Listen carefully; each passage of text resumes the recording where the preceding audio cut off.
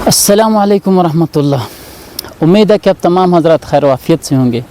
आज मैं इस खूबसूरत मंज़र का लुत्फ़ उठाते हुए आप हज़रात के सामने ये बताऊंगा कि ईमान किसे कहते हैं और फिर वो अक़ीदा कब बनता है, अक़ीदे की इस्लाम के अंदर क्या हैसियत है, अक़ीदे की एक मुसलमान की ज़िंदगी में कितनी अहमियत है कि अगर अक़ीदा बिगड़ जाए और उसमें नुक्स और ख़राबी पैदा हो जाए तो फिर ईमान सलामत रहना मुश्किल है, ईमान बाकी नहीं रहता है। तो दोस्तों, इस रस्सी के ज़रिए से जिसे आप रोज़ाना घरेलू कामों में इस्तेमाल करते हैं, इस रस्सी के ज़रिए से मैं आपको आज अक़ीदे का मतलब और मीनिंग समझाऊंगा। दरअसल किसी चीज़ के मान लेने को हम ईमान कहते हैं। ईमान का मतलब है किसी चीज़ को मान लेना। एक जुमला कि ला इलाहा इल्लल्लाह, कि अल्लाह के सिवा कोई माबूद नहीं, कहने और सुनने में ये सिर्फ़ एक जुमला और एक बात है, लेकिन अगर कोई शख्स इसको मान लेता है तो इसको हम कहते हैं ईमान। इस जुमले को मैंने ज़ुबान से मान लिया, मैंने इक़रार किया कि ला इलाहा इल्लल्लाह, मैंने माना, तो इसको हम ईमान कहते हैं। ईमान का मतलब होता है किसी चीज़ को मान लेना। लेकिन यही ईमान अक़ीदा कब बनता है, इस बात को समझाने के लिए मुझे इस रस्सी का सहारा लेना है। देखें, इस रस्सी के अंदर मैं एक गांठ लगा दूं, जैसे कि मैंने ये गांठ लगा दी, मैंने एक गिरा बांध ली और इतनी मजबूत गिरा बांधूं कि ये खुल ना पाए। अब ये इतनी मजबूत हो गई, इसका खोलना मुश्किल है। इस गिराह को अरबी में कहते हैं अक़ीदा। तो ये लफ्ज़ अक़दा से निकला है अरबी के अंदर, जिसके माने होते हैं मजबूत गिरा बांध लेना, गांठ बांध लेना, इतना मजबूत कि वो खुल नहीं पाए। अब ये आपके सामने एक गिरा है जिसे हम अरबी में अक़ीदा कहते हैं। अब आप वापस उसी चीज़ पर आएँ कि ला इलाहा इल्लल्लाह, अल्लाह के सिवा कोई माबूद नहीं। एक शख्स जब ये कलिमा अदा करता है, जब वो अपनी ज़ुबान से इकरार करता है, जब वो बोलता है कि अल्लाह के सिवा कोई क्या है, माबूद नहीं, अल्लाह के सिवा कोई माबूद नहीं, तो उस वक्त वो ईमान होता है। लेकिन वो ईमान जब दिल में उतर जाए, दिल के अंदर वो उसी तरह मजबूत हो जाए जिस तरह ये गिरा मजबूत है, जब ये बात इंसान के दिल में मजबूती के साथ बैठ जाए, अपनी जगह पकड़ ले, तो उसको हम कहते हैं अक़ीदा। मैंने ज़बान से अदा किया ला इलाहा इल्लल्लाह, ज़बान से मैंने ये कहा कि अल्लाह के सिवा कोई माबूद नहीं, लोगों के सामने मैं इसका ऐलान कर रहा हूँ। और अगर यही चीज़ मेरे दिल में मजबूत ना हो, अगर इसी बात पर मेरा यकीन और भरोसा मजबूत ना हो, तो फिर ये बात कभी अक़ीदा नहीं बन सकती। अक़ीदा बनाने के लिए ज़रूरी है कि जो चीज़ आप अपने मुंह से बोल रहे हो, अपनी ज़ुबान से बोल रहे हो, वो चीज़ दिल के अंदर इस तरह बैठ जाए कि कोई वसवसा, कोई शक, कोई दबाव उस गिराह को खोल ना सके।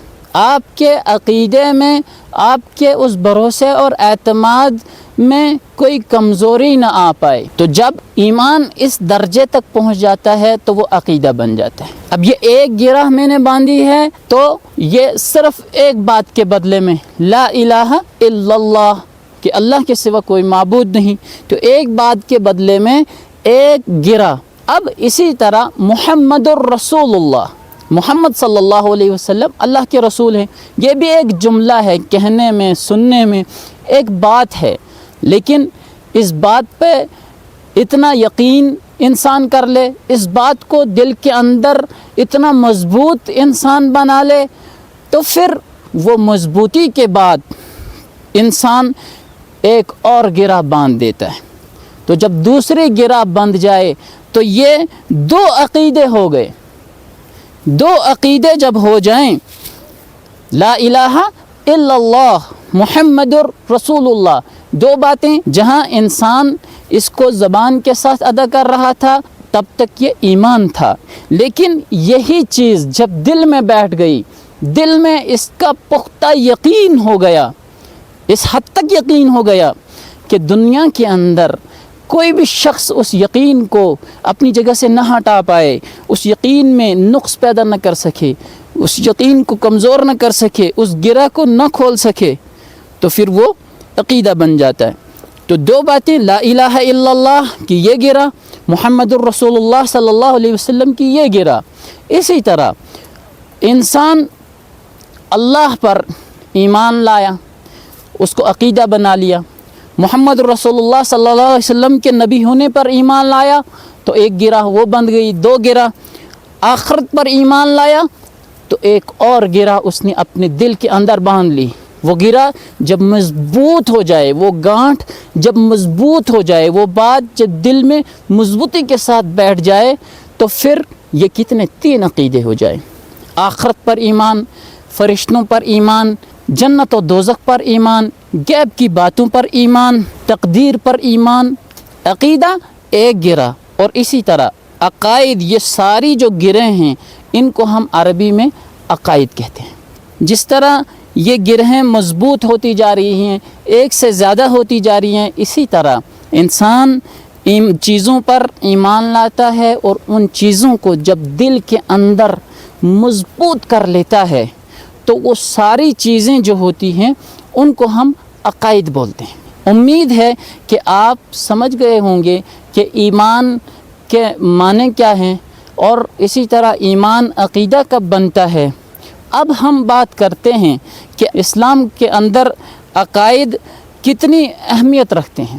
دیکھیں، اگر انسان نماز پڑھتا ہو، روزے رکھتا ہو، زکوٰۃ دیتا ہو، اچھا لباس پہنتا ہو، خود کو مسلمان کہتا ہو، لیکن عقائد اس کے مضبوط نہ ہوں، لیکن اس کا ایمان مضبوط نہ ہو، عقائد میں گڑبڑی ہو، عقائد میں شک اور وسوسہ بیٹھ جائے، تو پھر جس طرح ہم کوئی عمارت بناتے ہیں اس کی بنیاد کمزور ہو تو اوپر کی خوبصورت دیواریں اس عمارت کو باقی نہیں رکھ پائیں گی، اس عمارت کو سلامت نہیں رکھ پائیں گی۔ اسی طرح اگر انسان دنیا کے بہت سے اچھے کام کرے لیکن عقیدہ اس کا خراب ہو، عقیدے میں کمزوری ہو، تو پھر اس انسان کا اسلام، اس اسلام کی عمارت کمزور ہوگی، وہ مضبوط نہیں ہو سکتی ہے، وہ سلامت نہیں رہ سکتی ہے، اس انسان کا وہ اسلام اسے نجات نہیں دلا سکتا ہے۔ تو ضروری ہے کہ ہم جن چیزوں کو زبان سے بولتے ہیں، لا الہ الا اللہ محمد الرسول اللہ، اور اس کے علاوہ آمنت باللہ وملائکتہ وکتبہ ورسلہ والیوم الآخر والقدر خیرہ وشرہ من اللہ تعالی والبعث بعد الموت، یہ تمام چیزیں، اس کے علاوہ جتنی بھی باتیں ہمیں قرآن کے ذریعے سے معلوم ہوتی ہیں، نبی کی احادیث سے معلوم ہوتی ہے، ان تمام چیزوں پر اس مضبوطی سے ایمان لانا اور ان باتوں کو اپنے دل کے اندر اتنا مضبوط کر لینا کہ کوئی شک، وسوسہ، کوئی دباؤ ان باتوں کو، اس یقین کو، دل کے اس بھروسے کو کمزور نہ کر پائے۔ تو یہ ساری چیزیں عقائد ہیں۔ تو امید ہے کہ آپ یہ چیز سمجھ گئے ہوں گے۔